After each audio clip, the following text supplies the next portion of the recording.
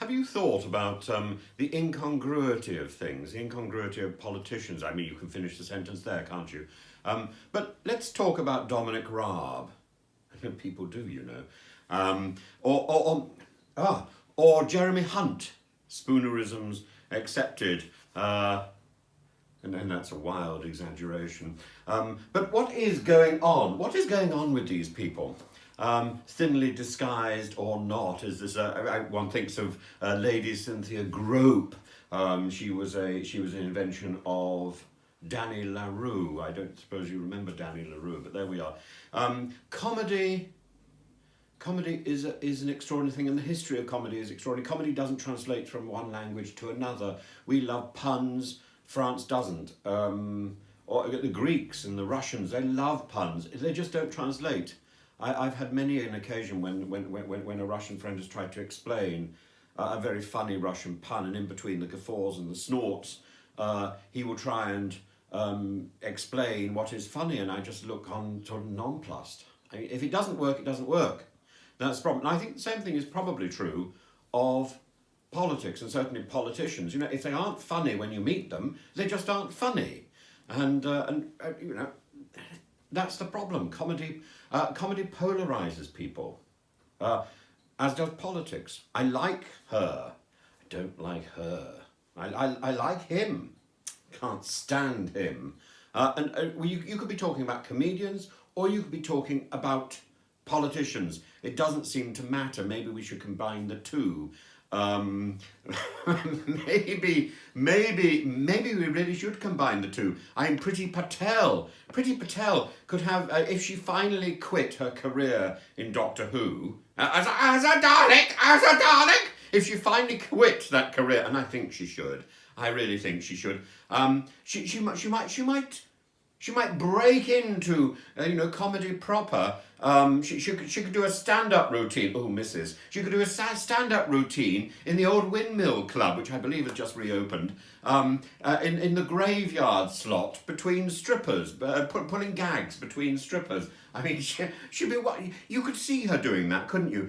Raising the curtain.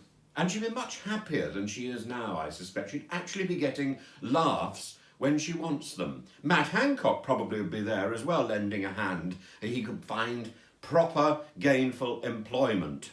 The Windmill Club, that was where many of the great comedians launched their careers. Morecambe and Wise, Spike Milligan, Tommy Cooper, Bruce Forsyth, and the late, great, wonderful Barry Cryer, who died a few days ago. So much missed, I'm sure.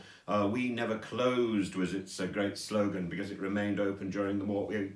We never closed, or we never clothed. The whole thing about the Windmill Club was because of all the censorship that went on in Britain. Although there were naked ladies all over the place, they weren't allowed to move. They could take their clothes off, but they couldn't move.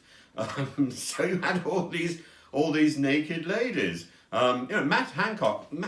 I really think Matt Hancock would go down very well between acts, in a way that he's not done before. I'm sorry he's gone. Gina Coladangelo must be comparing notes at the moment.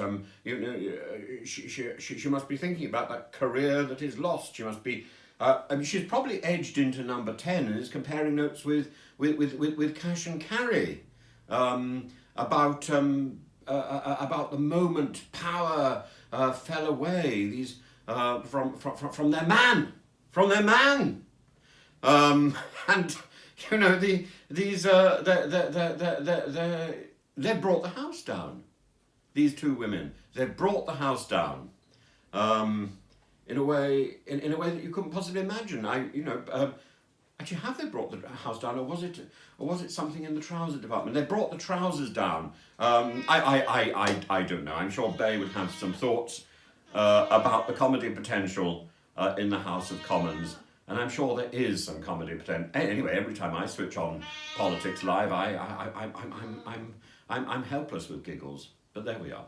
Sunday morning, have fun. And let me know, because we've got no Andrew Marr anymore to watch. So let me know how you are, what you think about politicians. Which is the politician that makes you laugh the most?